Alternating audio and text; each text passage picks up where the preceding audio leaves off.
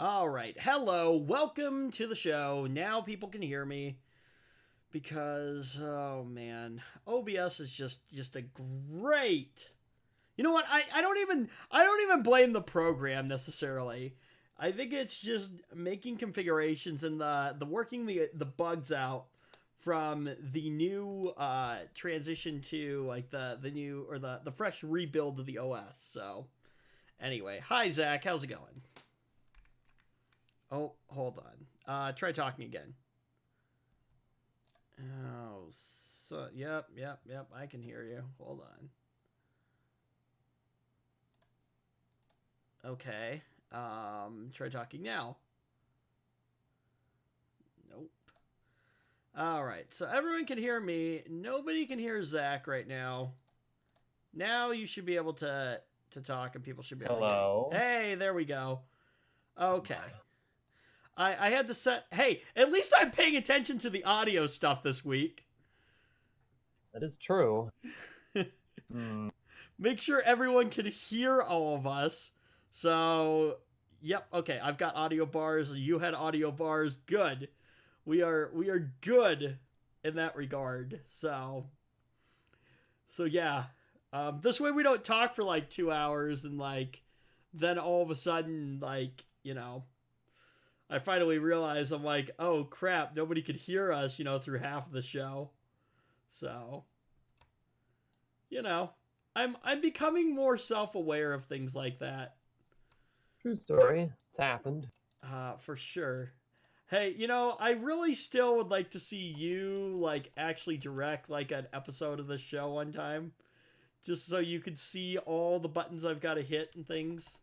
Well, you can say that you'd like to see that happen. That doesn't mean it will ever happen. There's a lot of things I'd like to see happen that will never happen. Like what?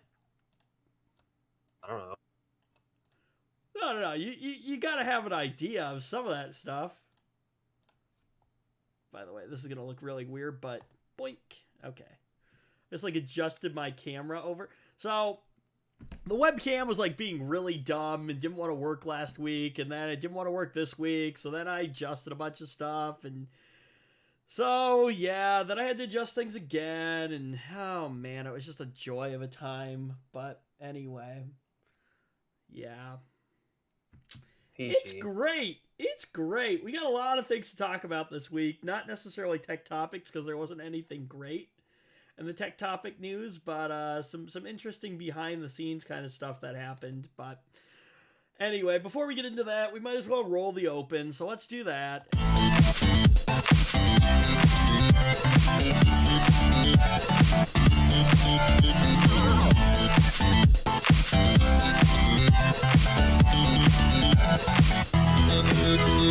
I don't know, I feel like the open got really quiet or something like that, but that could just be my headphones. I might actually just have them turned down, so that could literally be like the only thing that's going on with that. Hold on. Couldn't tell you. I don't know. Or maybe your audio, because your audio level and the audio level of that are like coming off the same thing, so anyway. But yeah, tech topics for this week. Man, because I was playing around with the system, I don't even have them up in front of me. So let me go grab my let me go grab our topics for this week. So I haven't looked through any of these yet, so this will be a little interesting. But yeah. Okay, so you've flown before, right, Zach? Of course I have. Okay. What was your most recent trip that required taking a flight? Or do you even remember? I remember, yeah. February, I went skiing in Colorado. I was going to say, let me guess, Colorado. So, how was that? It's pretty good. Fun time? Yep. Hit some black diamonds, or is that like a standard, or is that just like an Alps thing? What? I mean, is that like a standard? Like a black diamond, the rating system. I mean, it's pretty standard, but Oh, okay. I wasn't sure if that was just like something used by the Alps, or if that was like actually kind of like a standard across like uh, ski resorts or whatever you want to call them. pretty standard, yeah. Oh, okay. Yeah. So okay. Anyway, so while on the flight, did you partake in any? Like, what did you do for entertainment? I guess. Listen to music. That's pretty much it. Oh, okay. Like, It wasn't like a horribly long flight. It was just like 2 hours. but like cached music on like your device or something like that. Yes. Yeah, because you weren't streaming or anything like that. What was the? You probably didn't even look, but what were the astronomical charges for the? Well, I actually did. It was like $10 or something for the flight. Stupid. Okay, but like, what were the speeds gonna be? Not very good. I don't know what they were because, of course, I didn't pay for it. Oh, that was interesting. What just connected? Oh, okay. Weird. Anyway. Like, I got on expecting not to have internet, and I was prepared for it. Well, you didn't use it anyways. So. Oh, no, sorry. Expecting that there would be internet access, but it would cost money, and I wouldn't buy it. So I would not have internet action. I Connections. see. Actions? Actions? Internet actions. I would not have an internet connection. Internet actions. Internet actions. I like that. Sure. So, well, Delta Air. What airline did you fly on? Let me ask. Southwest. Southwest. What is going on? Oh man. So Delta Airlines will test offering free Wi-Fi on 55 domestic daily flights this month. The tests are going to start on tomorrow, actually, and last for 2 weeks, and they will allow users to do just about everything except stream video free of charge. Okay. Man, I mean, that's kind of a big limitation, though. Yes. Okay. Because I mean, think about it. That's what a lot of people want to do. Okay, that's what a lot of people want to do, but also think about this though, okay? Like, generally though, the people that are flying on a flight that would utilize the functions of an internet connection are primarily going to be what kind of people? I don't know. I would primarily argue that it's going to be business types. I suppose, yeah. And now, look, I get what you're saying, and also I understand that it's probably actually a limit of the equipment. Like, oh yeah, I would imagine equipment so. cannot handle everyone on the plane trying to stream video. It's not going to work. It's going to be terrible. Depending on how. So they try to bottleneck that by saying, well, you have to pay for it. But I mean, look, obviously it's possible to just gatekeep the connection completely, so to speak, with a cost, right?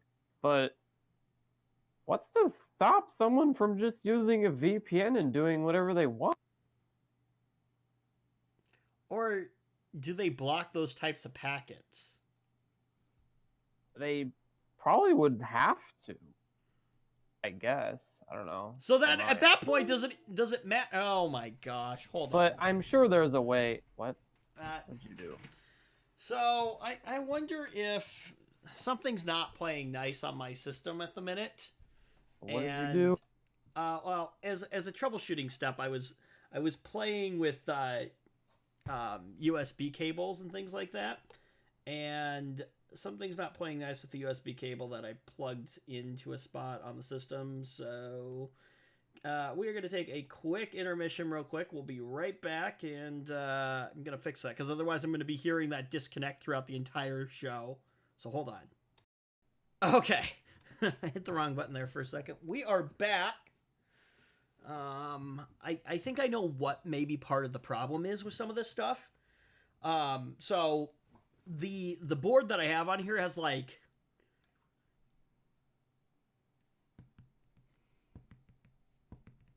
literally like 12 rear USB ports on it. It's an insane number. Yes. But like 6 of them are super speed, and I don't think they play nice with some of my equipment. Let me just take a moment to point out the absurdity of calling it super speed. Okay. Why do you say that? Like, why? What were they thinking? Like, super speed? That's the Why were best they they can come up why with? were they why did they come up with fast Ethernet? Like, that's like what? What is that? It just sounds dumb. I don't know. It's like, what's the next one? Is the next one going to be, USB turbo mega fast? Turbo speed. Is that what it's going to be? Like, come on, man. Whatever. Oh man. Okay, Just a dumb gripe. so back to this. So Delta calls the test the first step towards realizing its vision of offering free in-flight Wi-Fi, though it admits there will likely be several more phases before an actual rollout happens. Currently, JetBlue is the only U.S. airline that offers free Wi-Fi. So, Yeah, I just wouldn't be surprised if there was some way for a savvy user to just bypass the restriction. Right. Yeah. I wonder. Well, see, okay, so the only way I can think that you would do that is by blocking the or not blocking the VPN traffic, blocking the like those specific types of packets of data, right? I bet it's something. Well, I don't know. I guess I was gonna say like maybe they just block specific websites, but like Right, but then a VPN should allow you to get through over that, unless they block VPNs too. Yeah. Then what do you do?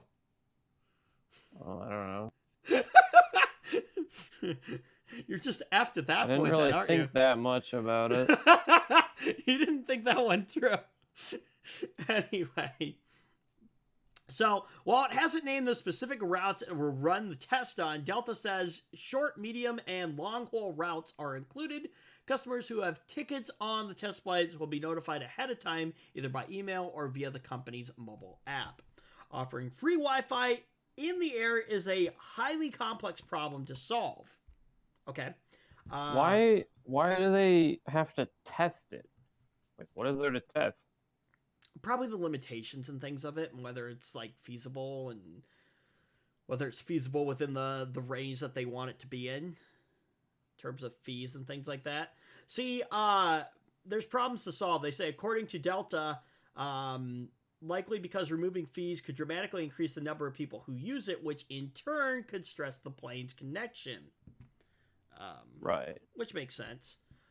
So they're probably wanting to see if the hardware can maybe, or the systems that they have in place, it's a test. They're probably trying to figure out whether the infrastructure can handle the demand. Which is probably why, well, not probably why, it's exactly why they're not allowing streaming to be done on it.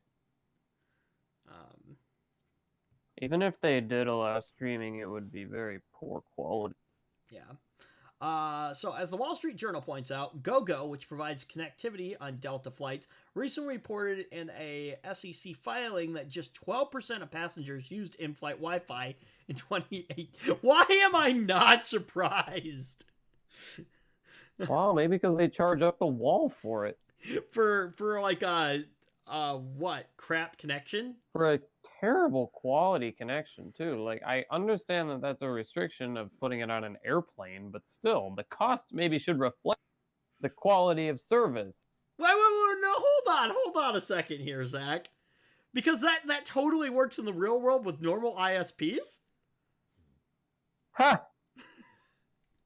Oh, you're very funny. Let me tell you a story. You're real very quick. funny, aren't you? So apparently Joe has a gigabit connection to his house now. But must be nice. No.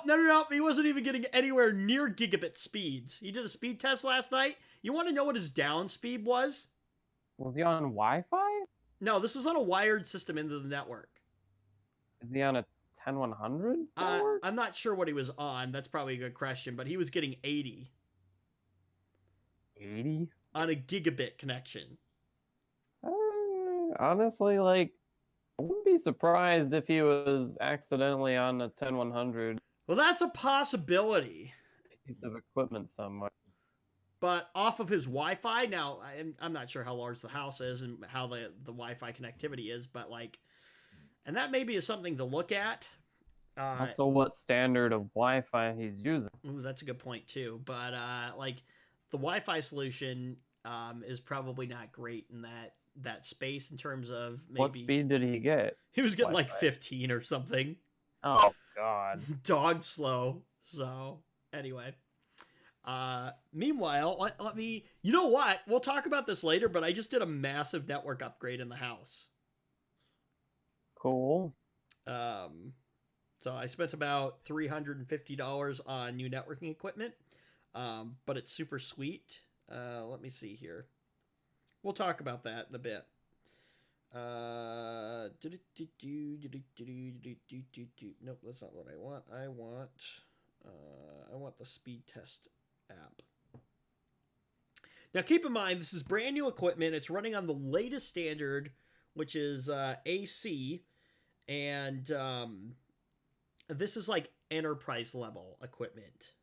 Now I have a decently small home. What am I pulling now for down speed? Over Wi-Fi on my S9, I just got 39.8. Now my down should be 100.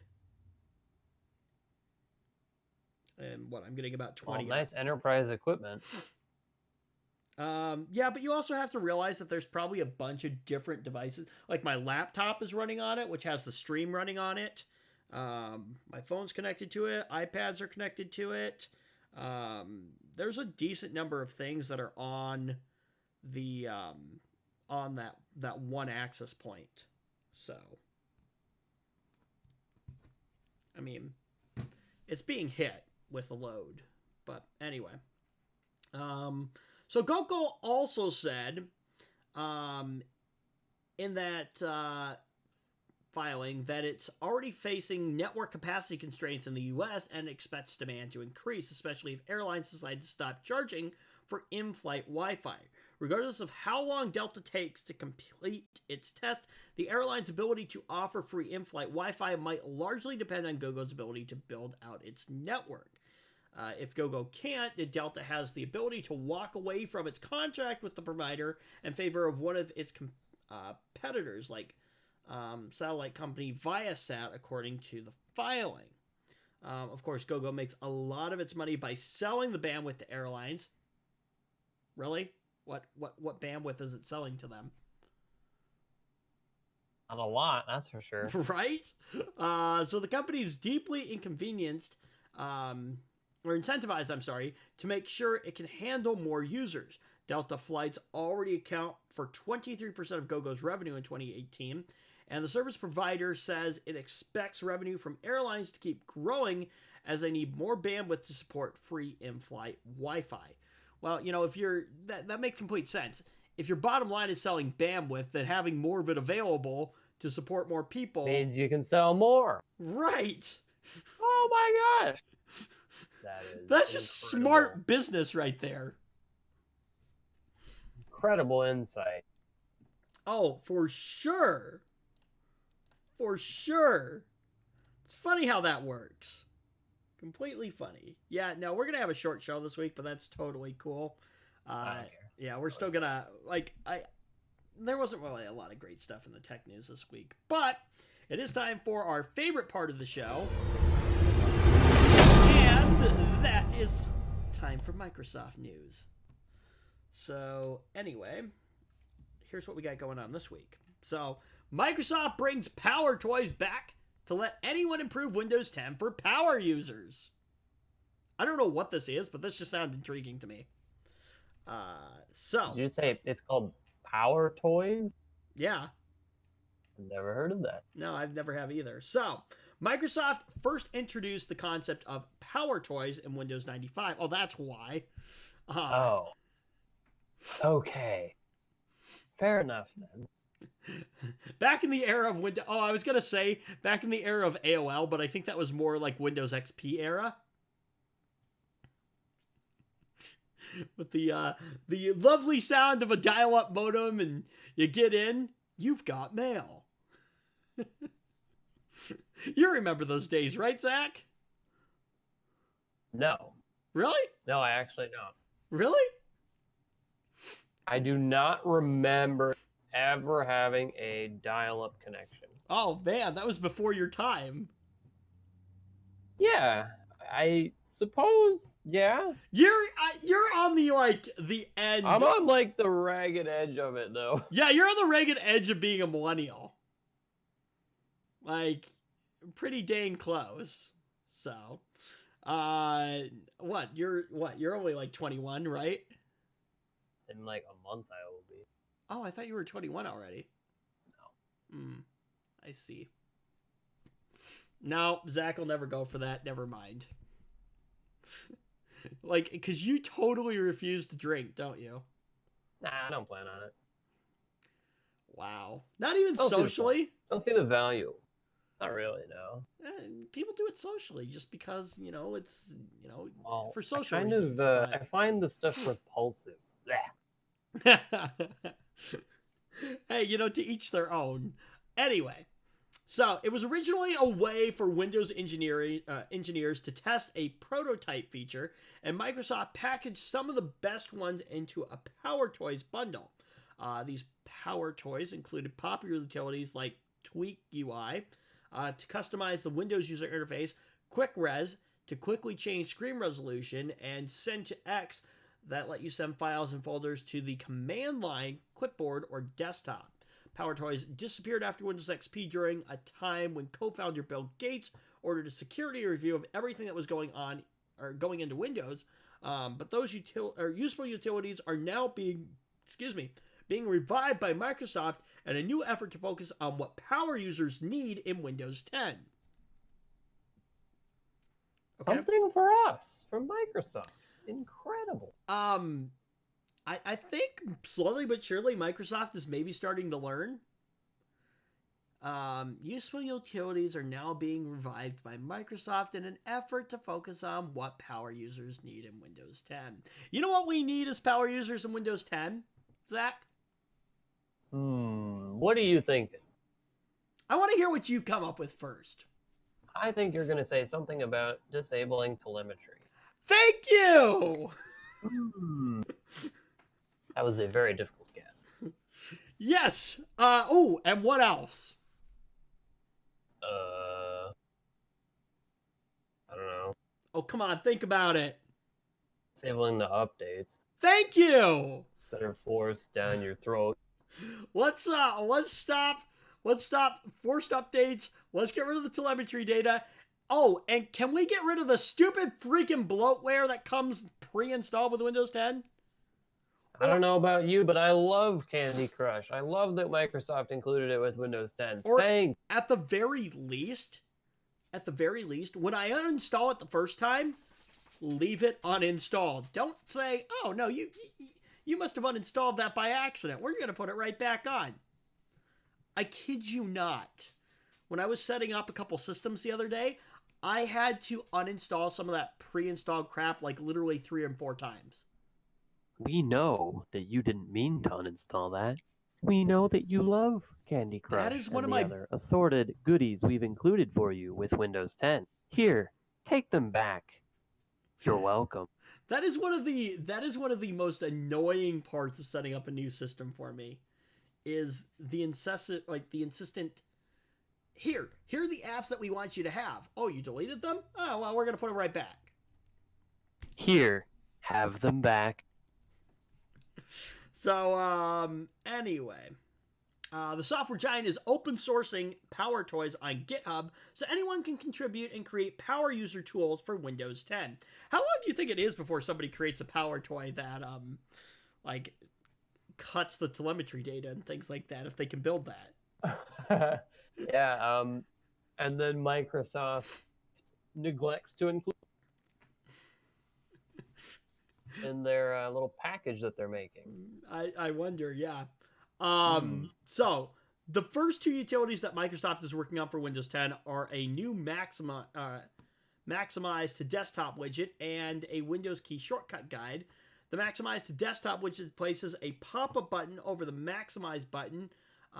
When you hover over it, it's designed to let you quickly send an app to another desktop, utilizing Windows 10 multi-desktop view. I never use that feature. The Windows... Yeah, I really don't. Yeah.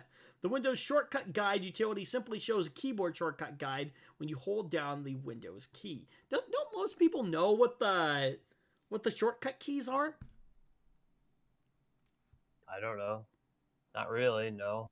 Really? You don't think so? Come on. No, most people don't have a clue what they are. They're self-explanatory. Control C, Control X, Control V, Control A, Control P. I think most people know those, but maybe not. Okay. Microsoft is also considering 10 other utilities for these new PowerToys for Windows 10. They include a full window manager, including specific layouts for docking and undocking laptops. Okay. A keyboard shortcut manager, Windows plus R replacement. That'll be interesting. Better Alt Tab, including browser tab integration and search for running apps. Battery tracker. Batch file renamer. Okay. Quick resolution swaps in the taskbar. That could actually be really handy for, like, gamers. I don't think I would use it, that's for sure. Let's see. CMD or PS or Bash from here. PowerShell or Bash. I get it. And contents menu file browsing, whatever the heck that's going to be. Microsoft is looking for feedback and contributions over on GitHub, much like how the company recently open sourced its Windows Calculator for additional input and ideas. The effort resulted in a graphing mode being added to the Windows Calculator. Microsoft is now planning to preview these PowerToys utilities in the summer alongside the corresponding source code being published on GitHub. It's interesting to see them starting to become more open source. Yeah, that is interesting. I mean, I don't know, maybe the collective begging from everyone I think gets to them a little bit. I wonder if if this is Microsoft's way of trying to stay relevant. I don't know, maybe it's their way of trying to feel like cool, you know? Well, Like, look at us, we love open source. Look at us, Microsoft, we're really cool, we love open source. I was reading something about how, like, they're like maybe gonna include like a Linux kernel or something in Windows or something. Yeah, I think that's going to be a thing. Which will be interesting. So, Anyway, moving on. Game studios will be banned from selling loot boxes to minors under a new Bills Act. Yeah, I did find this one a little amusing. So on Wednesday, a senator from Missouri announced that he would be introducing a bill banning manipulative design features in video games with underage audiences, including the sale of loot boxes. The legislation. What that probably means is that publishers are going to have to like anything that includes such features, if you can even call them, is probably going to like be rated M at least. And I think that while most of us don't really care about the ratings, I think that publishers are somewhat sensitive to that. So, I don't know. I'm sure this makes them sweat, which is kind of funny. Right. But it has a long way to go before it's a law. So, the legislation would, if approved, prohibit the sale of loot boxes in games targeted at children under the age of 18. Games marketed towards wider audiences could also face penalties from regulators like the Federal Trade Commission if companies knowingly allowed children to purchase these randomized crates. Now, social media and video games prey on user addiction, siphoning our kids' attention from the real world and extracting profits from fostering compulsive habits. No matter this business model's advantages to the tech industry, one thing is clear: there is no excuse for exploiting children through such practices. It should also be noted that most games which include these loot boxes are worse for it. Right. Well, so it is good. It is good. Like if they just said, you know what, these are illegal unless your game is for adults only. Great. It would be awesome. that'd be great. Not because I really like. I don't really care whether they exist or not. Like a lot of times these things contain like just cosmetic items, right? Now there is a whole argument about whether or not it's okay if they contain just cosmetic items, but I'm not gonna go. I'm just gonna say that pretty much without question, games are worse for it when they include these loot crates that you can buy. Well, yeah, So screw them, get them out. didn't EA get into like a bunch of trouble for like A lot integrating of it into times like it's stuff like, the game is more grindy because they want to incentivize you to buy stuff. You know, mm, the the stuff that you want, say like a lot of cosmetic items might be really cool that come in the loot crate, and the ones that are in the game for free suck or whatever. for sure. Like, Like that kind of thing. yeah, So of course it would be better if these were just basically banned, because I'm not sure how that would work. If that would be like, well, you have to provide identification to prove that you're over 18 before you purchase something, or the game has to be rated a certain level, like has to be rated M or above in order to include these things. I don't know. Mhm. But yeah, I mean, it make these people sweat, and they suck. So good, let them sweat. yeah. Let 'em Didn't roast. was it EA that produced like the Star Wars Battlefront 2. yes, Yeah, right? it's Didn't like they get into a bunch of legendary like for. yeah? They got into a lot of heat. I don't think they got into any legal trouble over it. No, but there was a lot of heat about they including loot took a boxes in the lot game. of heat on just by everyone. And yeah. Well, a game Yeah. that iconic. Yeah, I mean, EA is really just moronic with what they do with the Star Wars line.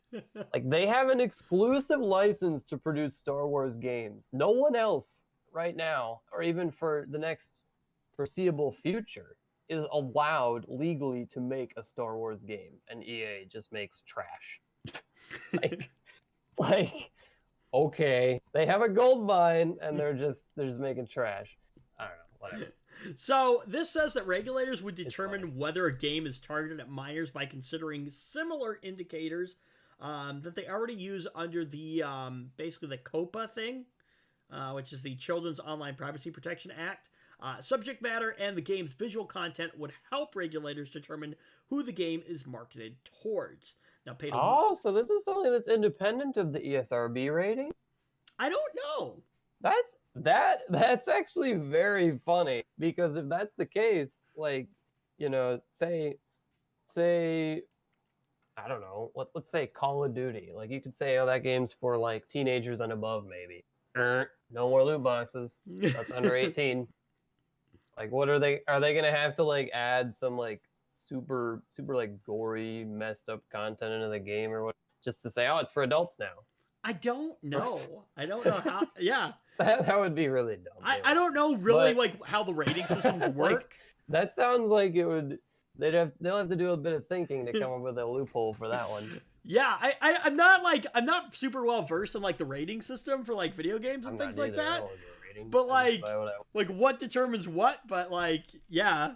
So anyway, pay to win merchandise or mechanics and games targeted at minors would also be outlawed under this legislation. This includes progression systems that encourage people to spend money to advance through a game's content at a faster pace. That's really interesting. I wonder what the implications of that for free-to-play games.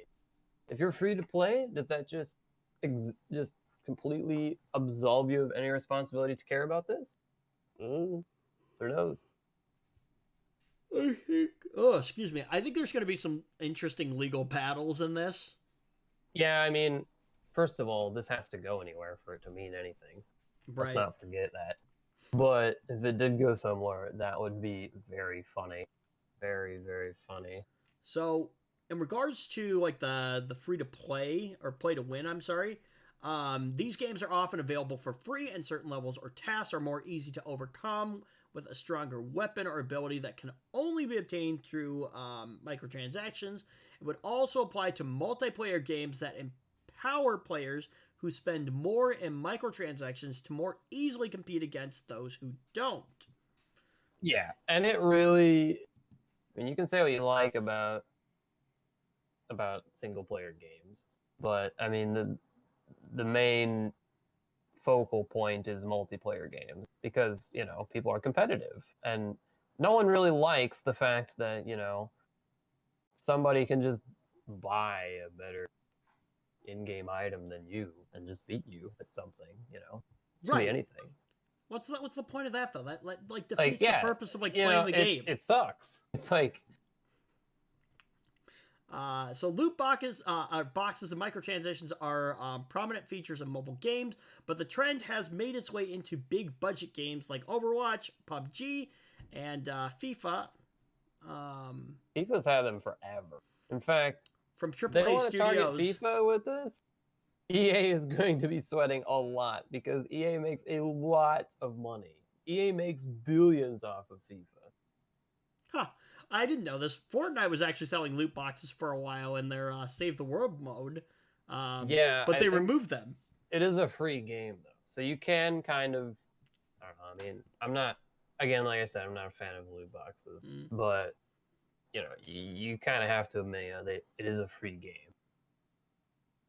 So, okay, fair enough.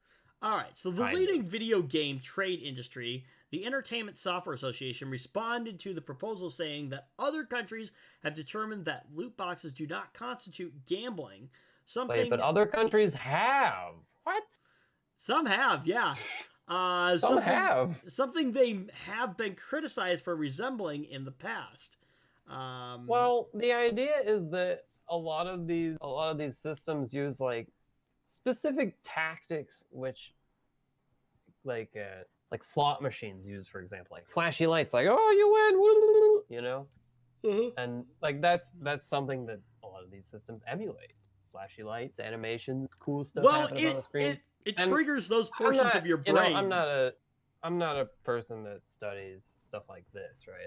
No, but it's simple psychology, I guess. Yeah, it's simple psychology, though. There are studies that say, hey, this emulates the effect on the brain that a slot machine has when it's won, and all the flashy lights go off, and woo. Yeah, it's those endorphins. It's the same. Well, it's the same thing, because now they're talking about getting rid of the like button, because the endorphins that you get are causing. Now they're worried about kids, spending too much time on social media and being addicted because of the like button, things like that. So now they're talking about getting rid of that too. But anyway, same concept there though. It's the endorphins that you're getting from the like button when you get a like on something. It's simple psychology. Well, probably not simple psychology, but it's psychology at its core. But yeah, so these new rules would be enforced by the Federal Trade Commission, which has already reportedly opened an investigation into the sale of loot boxes after Senator Maggie Hansen from New Hampshire questioned the commissioner over the practice last fall. And a February letter, FTC Chairman Joe Simmons would not confirm the existence of an investigation, but he told Hassan that the commission would hold a series of workshops with both consumer advocates and the game industry on loot boxes later this year. When asked if Senator Hassan would be interested in co-sponsoring the bill, a spokesperson for her said that she is still reviewing Senator Hawley's. That must be the guy that came up with this legislation. She's encouraged that there is a bipartisan intersect in the issue of loot boxes and the importance of practicing or protecting young gamers, that is. So, anyway.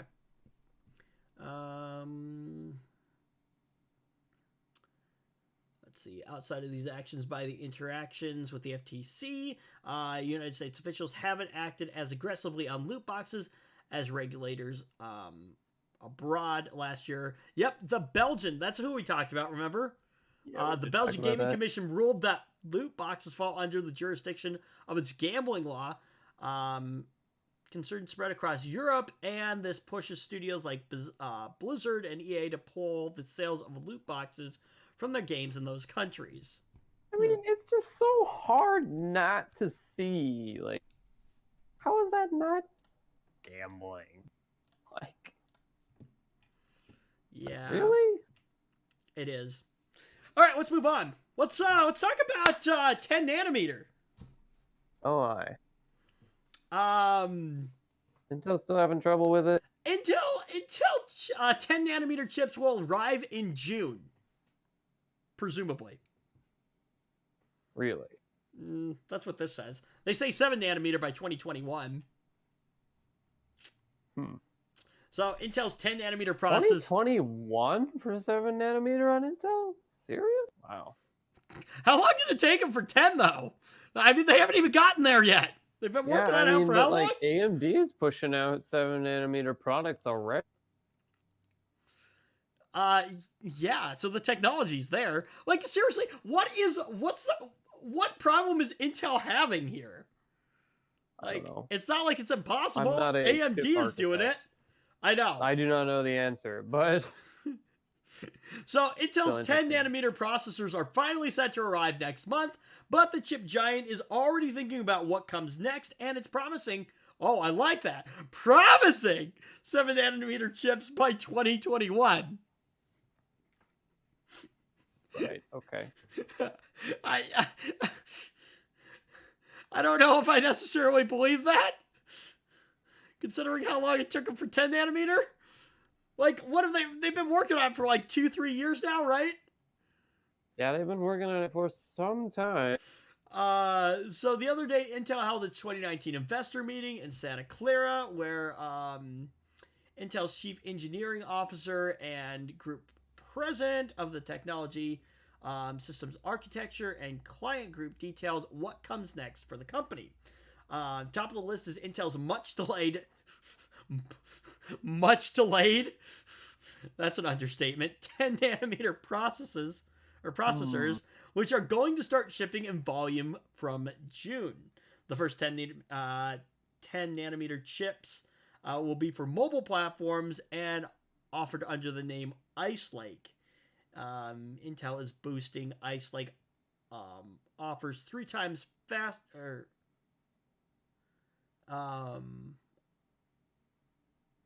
Boasting Ice Lake offers 3 times faster wireless speeds, 2 times faster video transcoding, 2 times faster graphical performance, and up to 3 times faster artificial intelligence performance. I want to see specs, is what I want to see. Yeah, see, the thing that sucks about when they make claims like that is that, people think that means those numbers will translate directly to them. People think that means that their internet connection will be 3 times fast. No, it doesn't. It means that there's other the bottlenecks. upper limit of your internet connection, the upper limit of this device's ability to use your internet connection will increase by 3. Doesn't mean you suddenly have 3 times more bandwidth. Yeah, but people think that. That's just crappy marketing. Yeah, this is probably true. Let's see. So when we get to the experiences, this higher performance in new devices has yet to be pinned down. Intel is only stating its partners will have new hardware containing 10 nanometer chips on shelves by the 2019 holiday season, which it has been stating since July of 2018.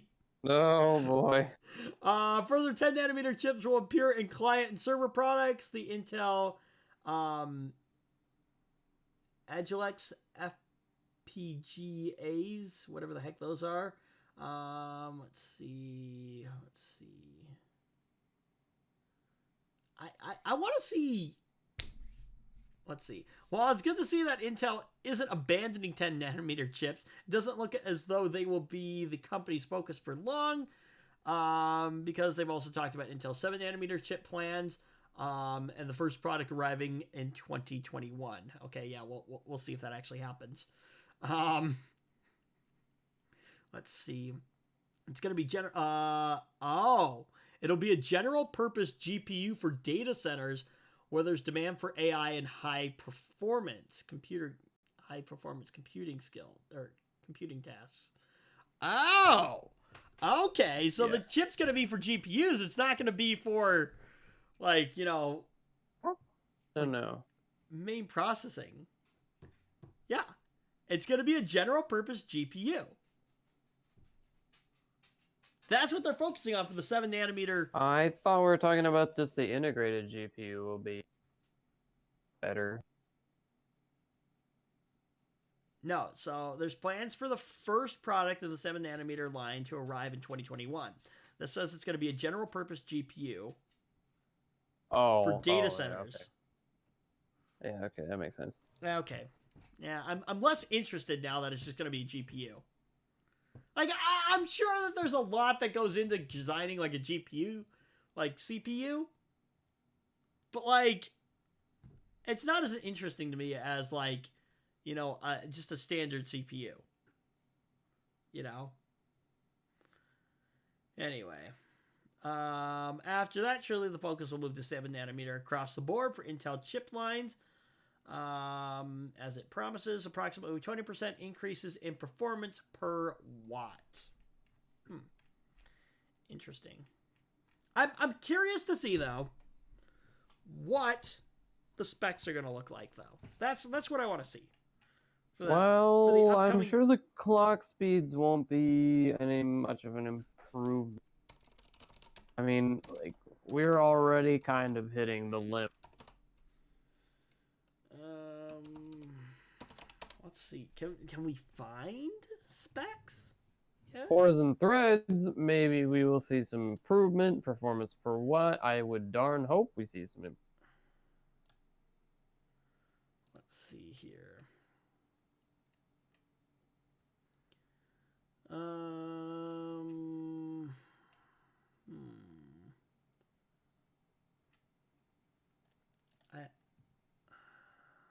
see. No, these aren't going to be 8th gen, are they? 8th gen. Are these going to There be? are some 10 nanometer 8th gen chips, I believe. This one is single processor from.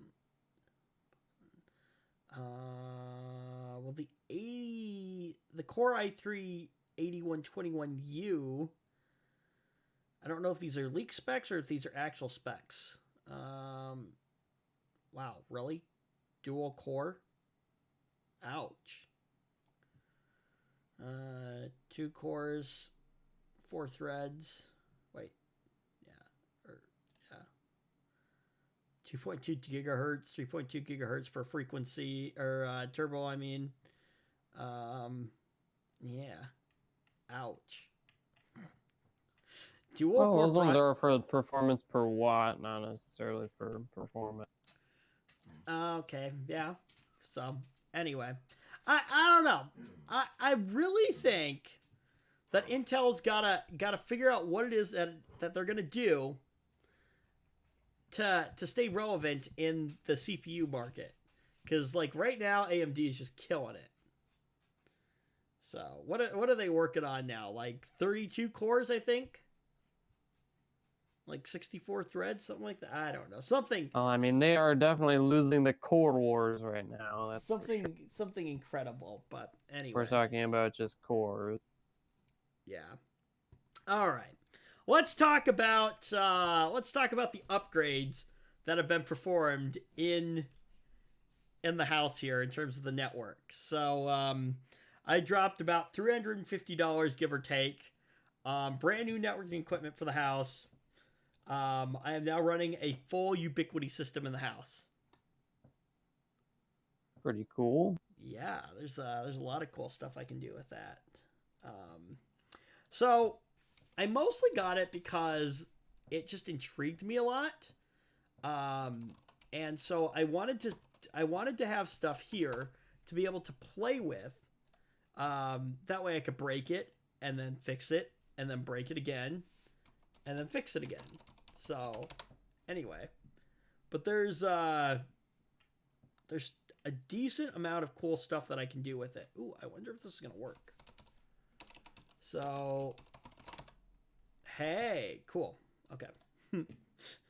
I have a Linux server in the house, and I was like trying to figure out if I could access it through the over the internet. So I may or may not have forgotten that I had to open the ports on the router with port forwarding. So I did that earlier today.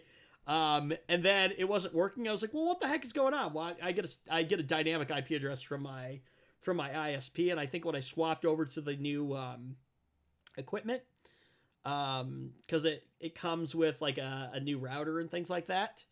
I think my IP address changed at that point, so I had to go update that in Spot, and I was waiting for all that to filter through the World Wide Webs and stuff. So anyway, but that's all back up and running. But yeah, so it's kind of cool, and like I just deployed the system for my church too. So I was looking through the control panel yesterday at like all the people who've connected to the guest network, and I can actually see some of their traffic and things like that. In terms of like where they've gone for specific services. I can't like super drill down into it. But like I can see, and that'd like, be a little bit bad if you could. No, I don't think so. I don't think your ISP I guess, can. Yeah. We're working on terms of service, but somewhere in that terms of service that needs to be something probably about how like we can record your data and things like that. I don't know what I'd ever use that information for, but it's just kind of cool to be able to see like who's hitting the network, and be on the management side of it. So, what did I do? I should check and see how mean I was.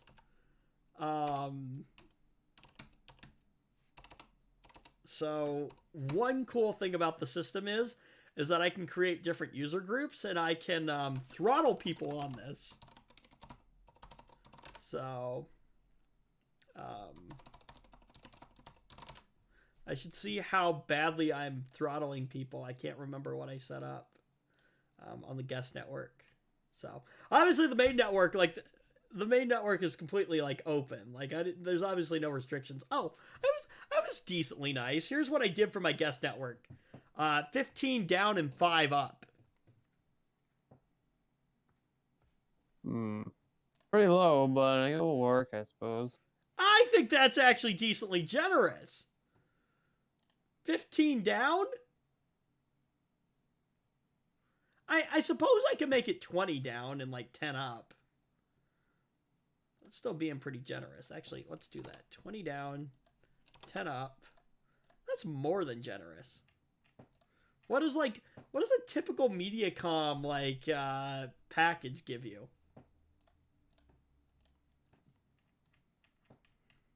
Like that would be the question.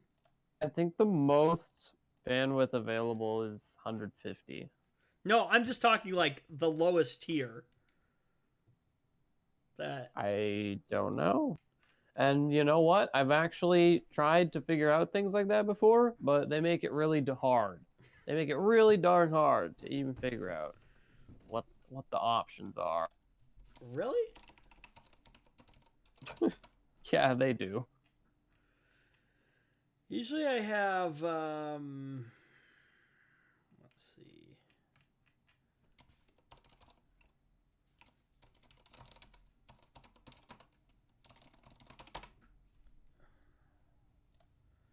Oh, that's why, because it's Mediacom cable. Products. Yeah, it's cable. Internet. This was a long time ago, so. Oh, Internet 60. Here we go. Stream music, download files, and surf the web on up to 2 to 4 devices. They say up to 60 megabits per second download speeds. Wow. Really? Okay. You want to 60 down, what do you think the parity up is? Like 5. Yeah. Dude. That is not even terrible. Anywhere like remotely. Ouch. Let's see. Oh, and remember that lovely data cap of 400 gigs. Oh man. The next step up is 100 down, 10 up, and up to 1,000 gigs of usage allotted. And then okay. So the gig one is the only one that is like has actually got some parity to it. So obviously a gig down. Oh wait, I'm sorry, I take that back. A gig down, 50 up, and then 6,000 gigabytes. So what is that, like 6 terabytes? Yeah. Yes. Yeah, 6 terabytes of monthly usage allowance. But like, how much are you also paying out the wazoo for that particular package? That's the question. Like, that's what I'd be curious to know. And I'm curious to know how they're delivering it too. Whether it's over cable or over fiber.